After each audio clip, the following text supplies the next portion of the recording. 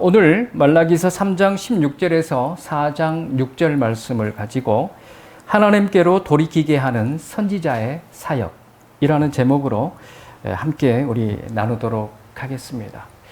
우리가 지난 시간에 죄악에서 떠나게 하는 제사장의 사역이라는 제목으로 1장 1절에서 2장 9절까지 말라기의 그 세 편의 설교를 통해서 제사장들의 삶이 백성들에게 어떠한 영향을 끼치는지 알아보았습니다.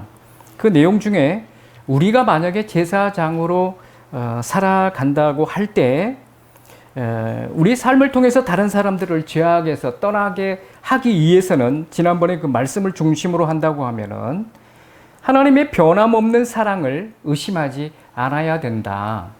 그리고 이제 하나님과 이렇게 사랑 관계가 형성이 되면은 하나님과의 관계가 회복이 된다고 그랬죠. 어떤 관계였죠? 아버지와 아들의 관계, 그 다음에 주인과 종의 관계, 왕과 백성의 관계가 그 사랑 안에서 이루어진다라고 말씀을 드렸습니다. 만약에 이 관계가 깨지면은 이스라엘 백성들 또는 그 제사장들이 어떤 죄악을 범하는지를 지난 시간에 봤죠. 하나님을 모욕하고 하나님을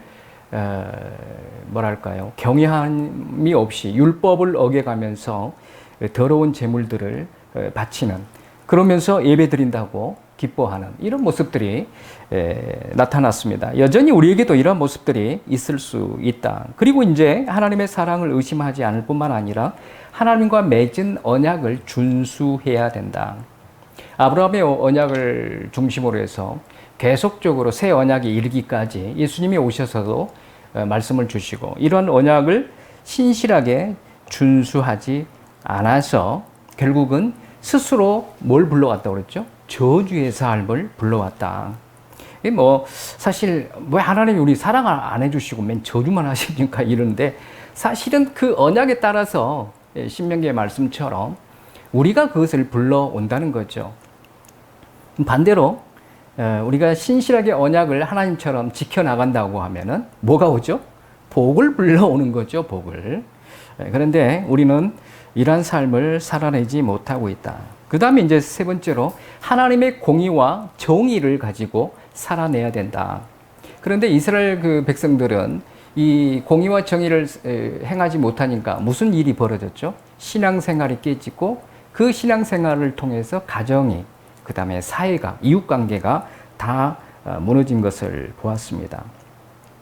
그런데 우리가 이와 같이 하나님의 사랑, 하나님의 언약, 하나님의 공의를 가지고 살아갈 때 우리의 삶을 통해서 다른 영혼들이 죄악에서 떠나고 하나님께로 돌이키는 놀라운 그런 역할을 감당하게 될 것이다.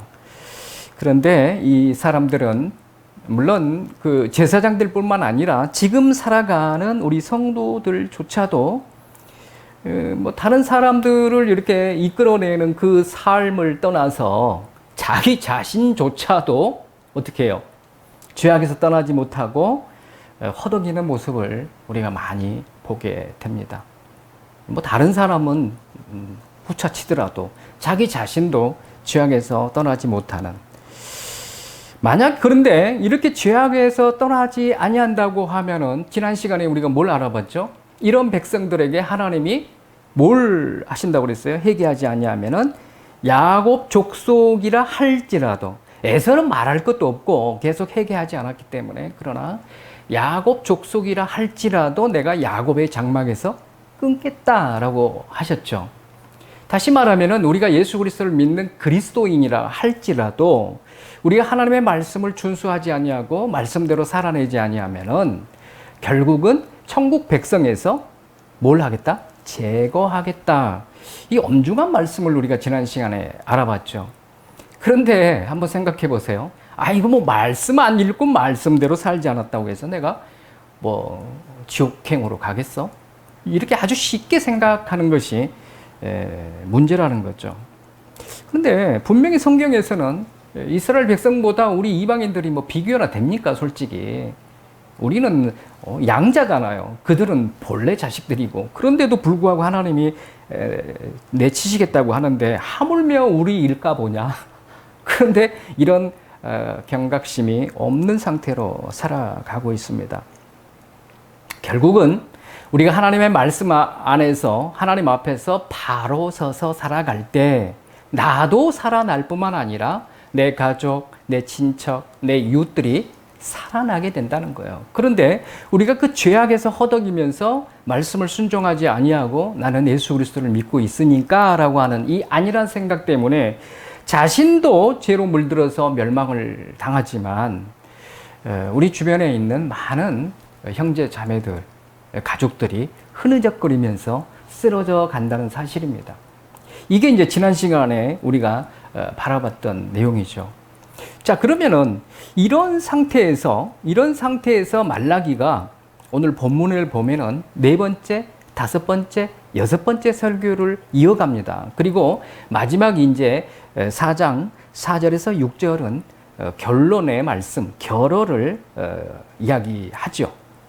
자, 그런데 이러한 백성입니다. 지금 2장 17절까지가 사실 지난 시간에 2장 16절까지가 지난 시간에 우리가 알아봤던 본문이었죠. 그런데 2장 16절에 이와 같이 하나님이 이렇게 살면은 너희에게 이러한 심판이 있을 것이다. 끊어지는 멸절에 이런 심판이 있을 것이다. 라고 말씀하셨는데도 불구하고 2장 17절을 보면은 아주 심각하고 아직 멀었구나 라고 하는 것을 볼 수가 있습니다. 자, 오늘도 그러면은요, 이 본문으로 들어가서 세 개의 설교가 세 개의 대지로 만들어서 보도록 하고요. 마지막 그 4장 4절과 6절이 결론의 말씀으로 이 시간 나누도록 하겠습니다. 자, 첫 번째 대지가 연단하시고 정결케 하시는 예수님. 이게 이제 제목입니다. 이 4번째 설교의 제목이라고 보시면 되죠. 그 다음에 2번째 대지가 회개와 말씀 순종을 촉구하시는 예수님.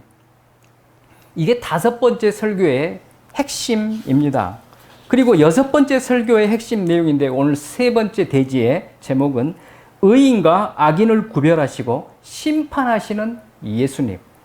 이 예수님의 그 역사하심과 행하심을 오늘 본문을 통해서 하나씩 보도록 하겠습니다. 자, 4번째 설교는 2장 17절에서 3장 6절까지입니다. 2장 17절에서 3장 6절까지인데 여기에 이제 핵심은 예수님이 초림하시는 내용이 기록되어 있고요.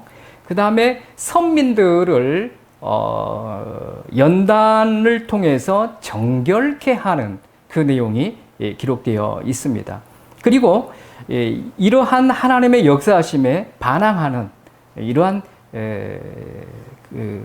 반대급부에 서 있는 사람들, 악인들은 여호와의 공의로 심판을 행하겠다라고 하는 내용이 2장 17절에서 3장 6절까지 기록되어 있습니다.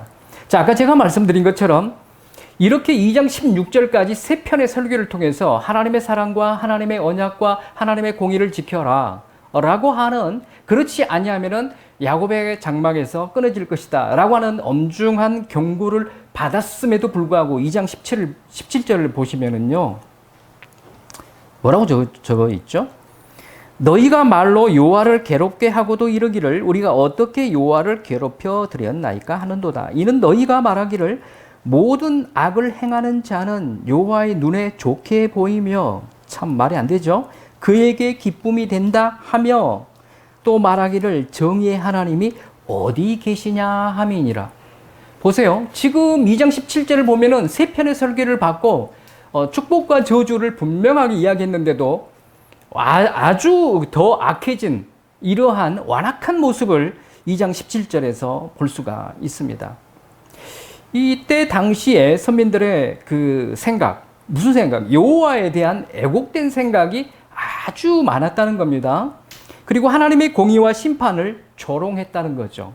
이런 모든 것들을 하나님이 다 무너뜨리겠다. 그리고 수치를 당하도록 하나님의 의로우심과 신실하심으로 드러내실 것이다 라고 이렇게 말씀하고 있습니다. 이게 4장 1절과 3절이 나옵니다. 하나님이 이렇게 드러내실 것이다.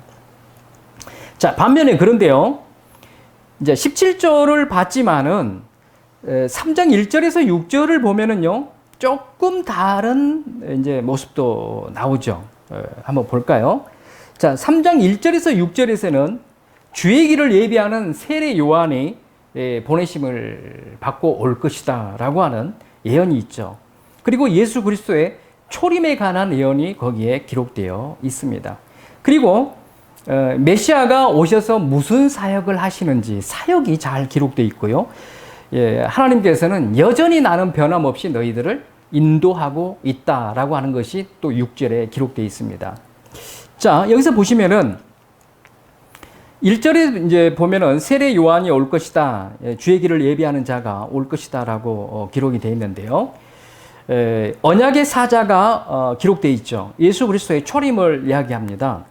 그런데 이 예수님이 오셔서 이제 사역이 2절에서 5절까지 기록되어 있습니다.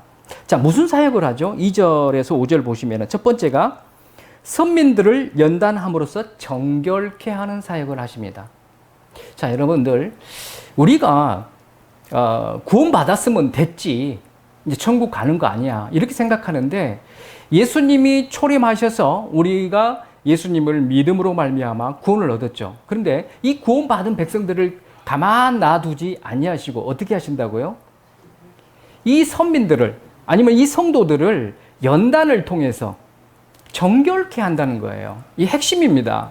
이 정결 작업을 구원의 한 사역으로 하나님이 하신다는 사실이에요. 그런데 우리는 뭐 정결 안 하면 어때? 거룩하지 않으면 어때? 그냥 내 예수 잘 믿고 있잖아 라고 하는 생각을 반쪽짜리 구원의 신앙을 가지고 살아가고 있는데, 오늘 예수님이 오셔서 이 사역을 통해서 그게 아니다.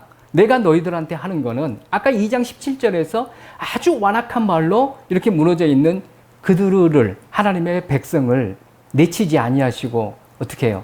연단의 불로 옮겨서 정결케 하시는 이 사역을 하신다는 것을 2절에서 3절까지 볼 수가 있습니다.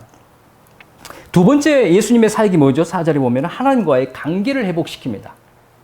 하나님과의 온전한 관계가 회복되어질 수 있도록 우리가 앞에서 바라본 것처럼 아버지와 아들, 그 다음에 주인과 종, 왕과 백성의 이런 관계가 회복되어지게끔 예수님이 그 사역을 하실 것이다. 5절에 보면은 악인들은 내가 심판할 것이다. 그 내용이 자세하게 기록되어 있죠. 악인들. 이 악인들은 누구를 말하는 거죠? 예수 그리스도를 안 믿는 사람들입니까? 하나님을 안 믿는 사람들입니까? 선민이에요, 선민. 선민인데 이 모양으로 살고 있다는 거예요. 그러면 결코 회개하지 아니하고 돌아오지 아니하면은 내가 심판하겠다라고 하는 것이 5절에 기록되어 있습니다. 그래서 예수님의 그 사역은 세 가지로 볼 수 있죠. 크게 선민들을 연단하여 정결케 하는 사역, 하나님과 관계를 회복시키는 사역, 그리고 악인들을 심판하는 사역으로 나타나고 있습니다. 이와 같이 예수님이 오셔서 이 사역을 감당한다는 것은 우리가 예수 그리스도를 믿고 이 땅에 살아가면서 무슨 삶을 살아가야 되는지를 분명하게 깨닫게 해주고 계십니다. 거룩해야 되겠죠. 하나님과 관계가 바르게 형성이 돼야 되겠죠. 그리고 선을 베풀며 공의와 정의를 행하며 살아가야 된다는 것을 가르쳐주고 있습니다. 자, 이 메시아 사역을 보셨고요. 이제 6절에 보면은 여전히 하나님께서는 변함없이 이 이스라엘 백성들을 이끌어 가겠다라고 하는 내용이 6절에 기록되어 있습니다. 그 현대의 성경에서는요, 6절을 이렇게 기록하고 있어요. 내가 변한 것이 아니다. 너희에게 달라진 것은 조금도 없다. 이렇게 기록되어 있어요. 하나님은 이렇게 심판을 말씀하시면서도 내가 달라진 거 아니야. 나는 여전히 변함없이 너희를 인도하고 있다. 이 약속의 말씀을 말씀하고 계십니다. 자, 이를 종합적으로 정리하면은 하나님의 불로 임하신 예수님께서 메시아로 오셔서 그의 의로운 백성을 더욱 정결하고 거룩한 모습으로 연단을 하심과 동시에 악인들은 불살라 파멸당하게 하실 것이라는 것을 우리가 네 번째 설교를 통해서 볼 수가 있습니다. 왜요? 그렇게 메시아는 왜 안 보내주십니까? 뭐 이렇게 막 들이댔던 이 이스라엘 백성들을 향해서, 그리고 2장 17절에서 그렇게 무너졌던 이 백성들을 향해서 예수 그리스도를 예언해 주고 계신다는 건 뭐예요? 너의 모든 것들을 예수님이 이와 같이 다 정결케 하고 회복시켜 주실 것이다. 이러한 놀라운 말라기의 예언을 듣고도 이들은 여전히 변함이 없이 악합니다. 그게 두 번째 나오는 다섯 번째 설교죠. 3장 7절에서 12절입니다. 그래서 예수님이 회개와 말씀 순종을 촉구하시는 예수님이라고 아까 그랬죠. 자, 여기 보면은 다섯 번째 설교에 보면은 7절에서 12절, 3장 7절에서 12절에서는 선민들의 만성적으로 이미 율법을 위반하는 그 모습 속에 대표가 되는 게 뭐죠? 11조와 봉헌물을 준수하지 않았다. 이거를 이제 나타내고 있습니다. 쉽게 표현하면요, 말라기 시대 백성들은 하나님 앞에서 뭘 할 줄 몰랐다? 회개할 줄 몰랐다는 거예요. 지금 다섯 번째 설교까지 왔는데도 회개하지 않아요. 그들은 수많은 죄악을 범하면서도 이미 습관에 젖어가지고 죄가 죄인 줄 모르고 있어요. 하나님 앞에서 그래서 뻔뻔하고 당돌하게 들이대고 있습니다. 참 이들의 그 모습은 우리 크리스찬들에게 좋은, 아니 나쁜 모델이 아닐까. 이들만의 모습은 아니다라는 것을 우리는 생각해 볼 필요가 있죠. 이렇게 회개할 줄도 모르는 이 백성들.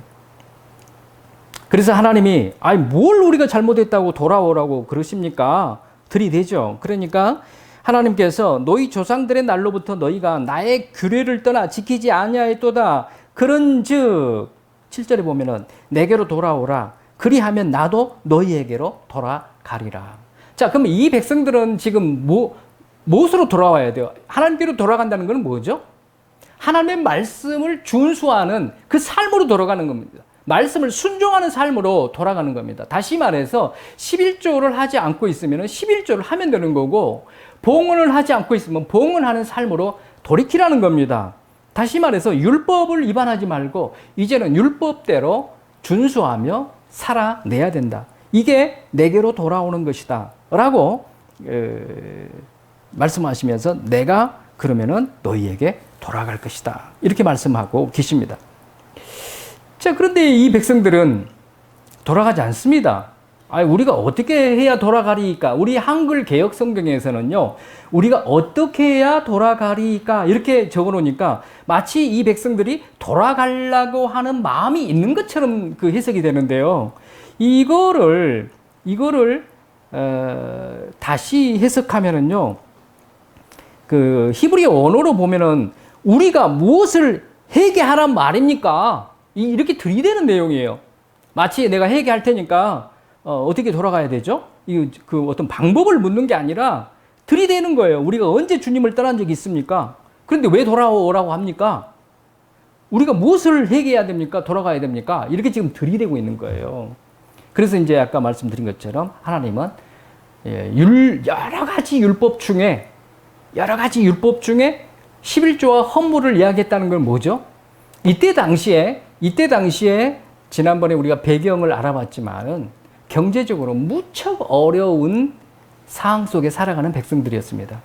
그러니까 먹을 것도 없고 돈도 없고 지금 하나님 말씀 의지해서 살아갈 그런 지금 마음이 없다는 거예요. 지금 내가 죽게 생겼는데 먹을 것이 없다고. 그러니까 11조를 드릴 마음이 있겠습니까? 이게요, 지금 우리 크리스찬들 중에서도 이런 모습들이 있어요. 내가 부족하니까 11조 좀 안 드리고 좀 먼저 써야 되는 거 아니야. 이렇게 하다 보니까 습관적으로 아까 이스라엘 백성들처럼 습관적으로 이게 죄가 죄인지를 몰라요. 이거는 우리 교회가 정말 모든 교회가 바르게 가르쳐야 된다. 왜 그러죠? 이 11조를 안 드림으로 말미암아 9절에 보면은 저주를 받게 된다는 거죠. 저주. 이거는 그냥 안 드리면 그냥 많은가 보다. 그냥 하나님이 봐주시겠지. 이게 아니다는 거예요. 저주가 임한다는 거예요. 그런데 만약에 아까 내게로 돌아오라 해서 돌아간 이 이스라엘 백성들이 돌아갔을 때 11조를 드렸을 때 이게 돌아간 내용이잖아요. 무슨 현상이 일어나죠? 10절과 12절 사이를 보면은 메뚜기를 금하여 너희 토지 소산을 먹어 없애지 못하게 막아주겠다. 자, 여러분들 여기 보세요. 이방 백성들이나 안 믿는 불신자들이나 믿는 성도들이나 우리가 뿌린 대로 걷고 심은 대로 걷습니다. 그러니까 어떤 일을 열심히 하게 되면은 거기에 걸맞는 수익을 발생시킵니다. 이거는 하나님 믿는 백성이든 안 믿는 백성이든 똑같아요. 자, 그런데 중요한 거는 뭐냐? 하나님을 믿고 온전히 율법을 준수하며 하나님 것은 하나님께 드리는 구별된 삶을 살아갈 때 이방 백성들, 하나님을 안 믿는 백성들은 많이 벌었지만 그게 마치 밑 빠진 독에 물 빠지듯이 어딘가 모르게 새게 된다는 거예요. 근데 하나님이 오늘 11조를 드리면서 하나님께 돌아오는 자들은 이와 같이 막아주겠다. 메뚜기를 금해서 너희가 예를 들어서 뭐 1,000만 원어치 벌어야 할 농산물을 이방인들은 500만 원어치 밖에 못 벌어. 왜? 다 메뚜기가 먹어버려. 근데 지켜주시겠다는 거예요. 이게 보너스죠. 이게 하나님의 은혜입니다. 우리가 열심히 일해야 됩니다. 그런데 일을 않고 이제 아이고 하나님 복 주실 거야 하고 눌루랄라 하고 있으면은 안 되죠. 똑같이 열심히 해야 됩니다. 그러나 하나님이 이것들을 막아주시겠다. 이게 복입니다. 두 번째, 너희 밭에 포도나무 열매가 기한 전에 떨어지지 않게 하겠다. 비바람이 치고 막 그래가지고 떨어지는 것을 방어해 주시겠다는 거예요. 이게 얼마나 하나님의 보호하심의 은혜입니까? 세 번째, 너희 땅이 아름다워짐으로 모든 이방인들이 너희를 복되다 이렇게 이야기하는 것을 듣게 될 것이다. 할렐루야. 우리 이 땅에 살아가면서 안 믿는 백성들한테 우리를 보면서 야, 당신을 보니 정말 그리스도 안에서 복된 자네요.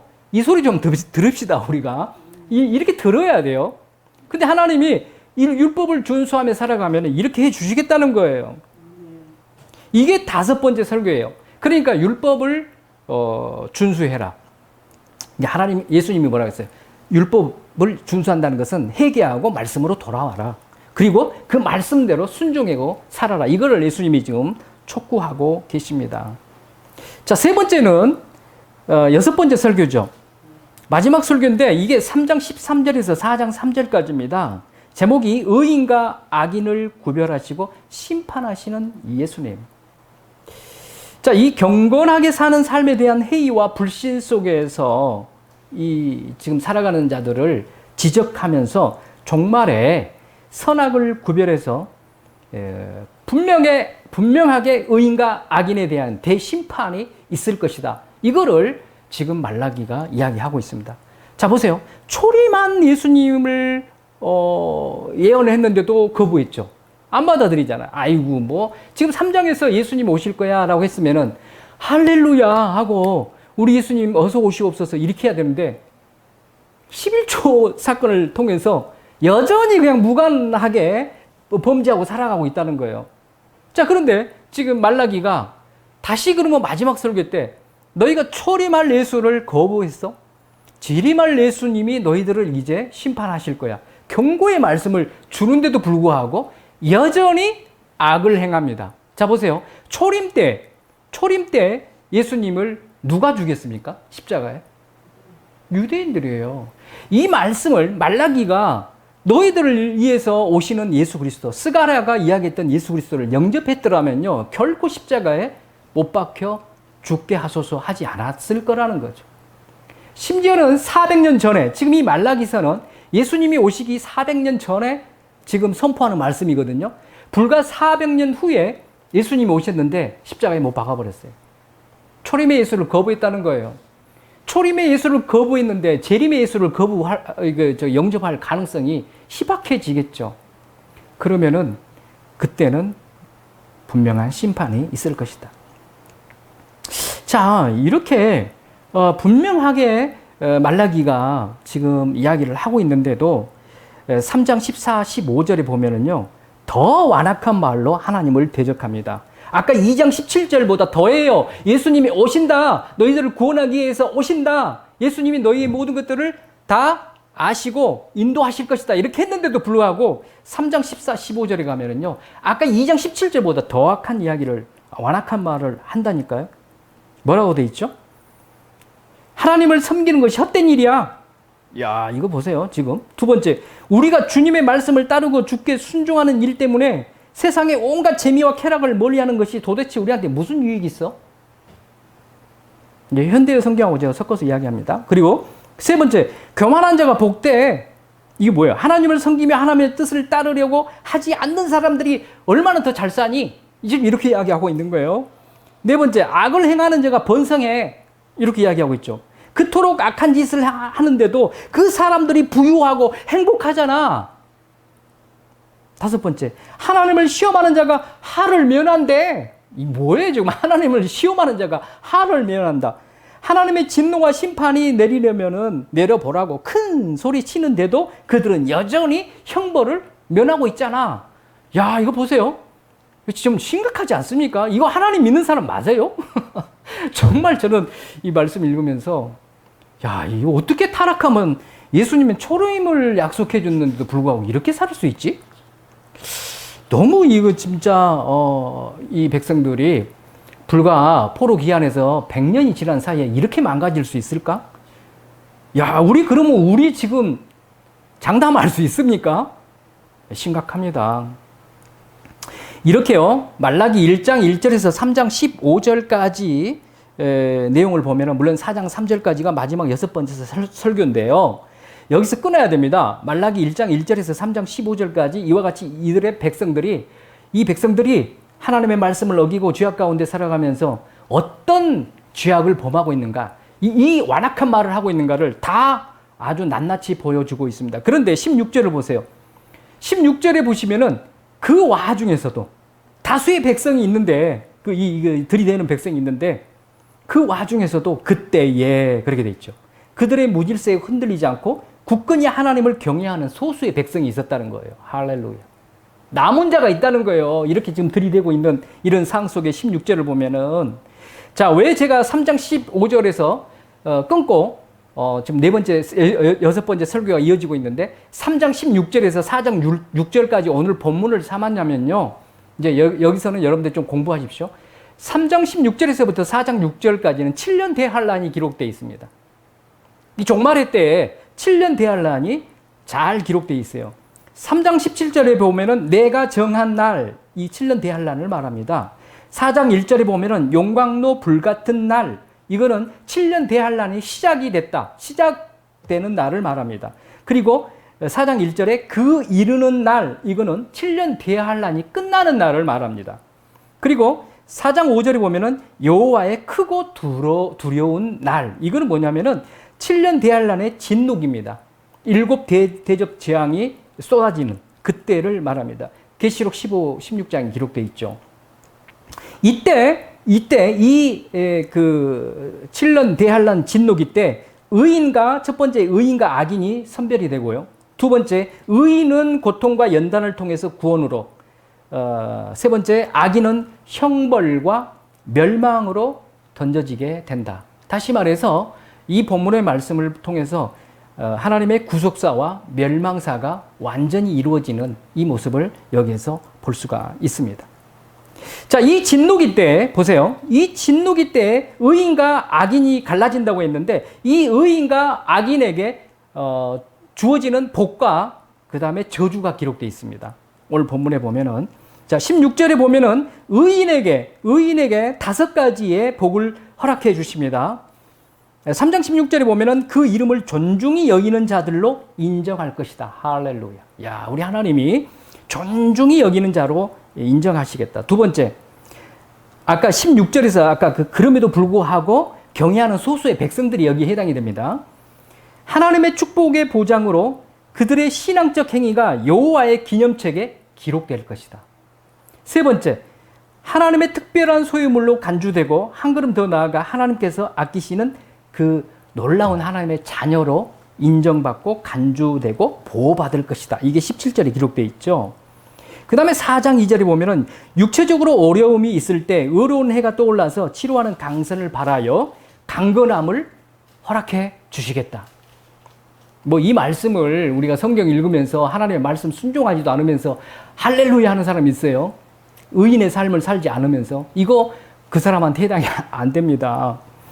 다섯 번째, 아울러 하나님을 섬기는 일이 헛되다고 비웃고 악한 길로 나아갔던 자들을 발로 밟아버리는 이런 권세도 주시고 이들이 패망하는 것을 보게 될 것이다 라고 4장 3절에서 약속하고 있습니다.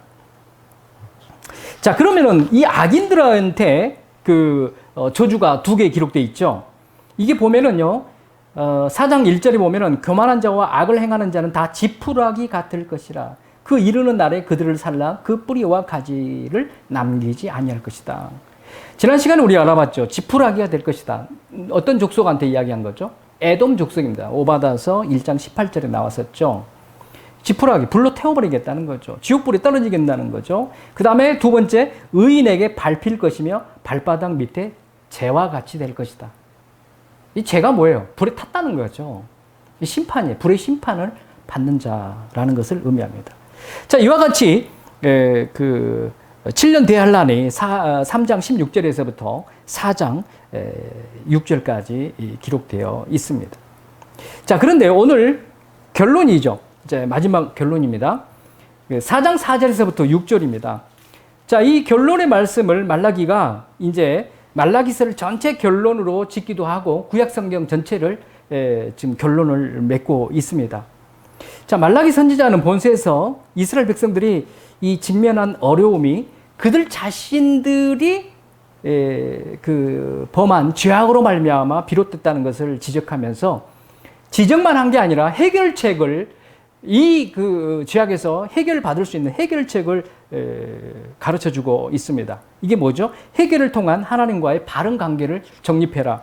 그러면서 이야기를 했는데도 불구하고 이들은 그럼에도 불구하고 회개하지 않습니다. 그래서 말라기가 마지막으로 여호와의 크고 두려운 날이 임박했음을 경고하면서 그 크고 두려운 하나님의 심판을 피할 수 있는 방법은 바로 첫 번째 모세와 엘리야를 통해서 이야기해주고 있습니다. 자, 모세의 율법을 첫 번째 뭐라고 그랬어요? 모세의 율법을 기억해서 지킬 것을 명하고 있죠. 살 길은 회개하고 돌아와서 하나님이 모세에게 주신 그 율법대로 살아라. 이게 뭐예요? 하나님의 계명에 순종하며 살아야 된다는 것을 가르쳐주고 있습니다. 구약 율법의 본질이 뭐죠? 하나님의 말씀, 언약의 말씀을 신실하게 지키는 겁니다. 근데 이들이 지키지 않았죠. 그러니까 지켜라. 그러면 살 것이다. 그렇게 지키며 살 때 어떤 삶으로 변화가 되죠?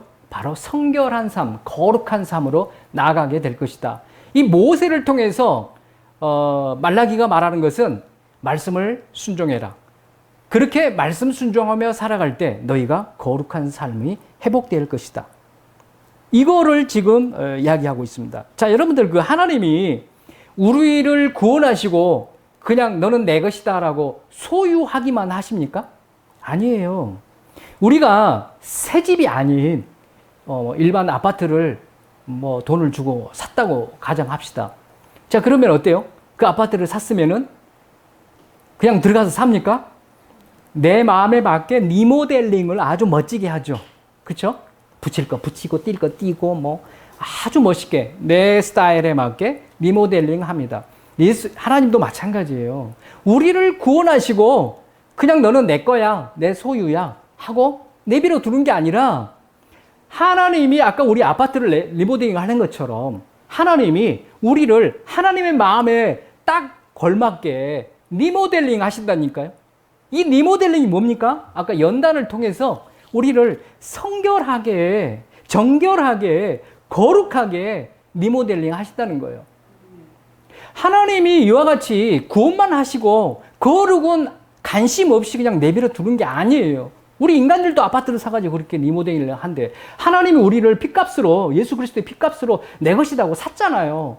사시면 그냥 소유, 너는 내 것이 하고 보고만 계십니까? 그렇지 않다는 거예요.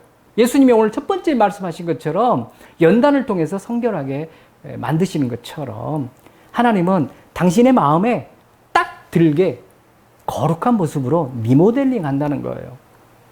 그런데 우리는 이 종말의 때 하나님이 우리가 죽을 때까지 하나님이 하신 일은 구원받게 하고 구원받은 백성들을 어떻게 한다? 거룩하게 하는 작업을 여전히 성령 하나님으로 함께 하시면서 돕고 계신다는 거예요.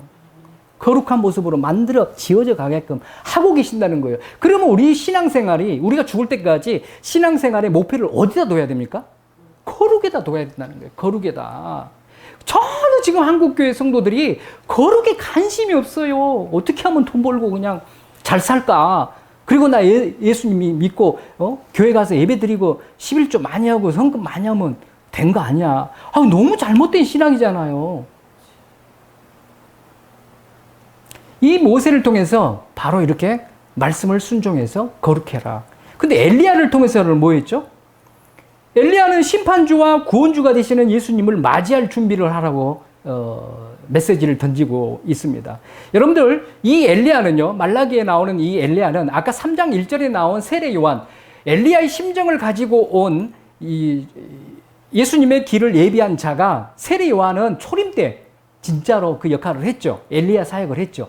그런데 이 재림 때, 이 지금 종말의 때잖아요. 4장 6절에서는 이 엘리야는 누구냐면은 바로 죽지 않고 천국에 올라간 그 11개에 나오는 선지자 엘리야입니다. 또 한 사람이 누구 있어요? 죽지 않고 올라간 사람이. 에녹이 있죠. 어쩌면은 그 계시록 11장에 보면은 두 증인에 대해서 나오거든요. 두 증인이 엘리야와 에녹일 수 있다는 겁니다. 그래서 이 엘리야가 그 7년 대환란이 시작되는 시점에 하나님이 보내셔서 엘리야가 사역을 하기 시작합니다. 누구하고? 예를 들어서 에녹하고 두 증인이 보냄을 받아요. 그래서 7년 대환란이 시작되는 동시에 3년 6개월 동안, 점 3년 반 동안 엘리야하고 이 두 증인이, 에녹이 이 이스라엘 백성들을 향해서 여호와께로 돌아오게끔 돌이키는, 아까 제목이 뭐였어요? 여호와께로 돌이키는 선지자의 사역. 그들이 초림 때도 안 믿었고 예수님을 죽였는데 재림 때도 그 재림하실 예수님 심판주가 오시니까 돌이키는 이 사역을 3년 6개월 동안 합니다. 결국은요, 무저경에서 나온 짐승에 의해서 장렬하게 두 사람이 죽습니다. 전 3년 반 끝나고 후 3년 반 시작할 때 죽어요. 그런데 이 죽은 두 사람을 나무에다가 3일 반 동안 달아놔요.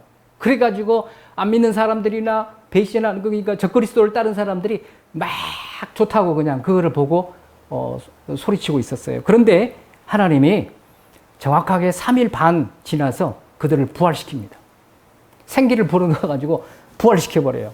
그래서 깜짝 놀래가지고 이스라엘 백성들, 안 믿던 이스라엘 백성들, 조롱했던 자들이 깜짝 놀래가지고 정신을 차립니다. 그래서 적그리스도가 후 3년 반에 이런 사역을 감당하게 되는데, 적그리스도를 추종한 그 백성들이 유대인들 중에 너무 많았어요. 그런데 적그리스도가 이제 세계를 통합하고 자기가 이제 하나님인 것처럼 나를 경배하라라고 하는 이런 사태까지 벌어지니까 그제서야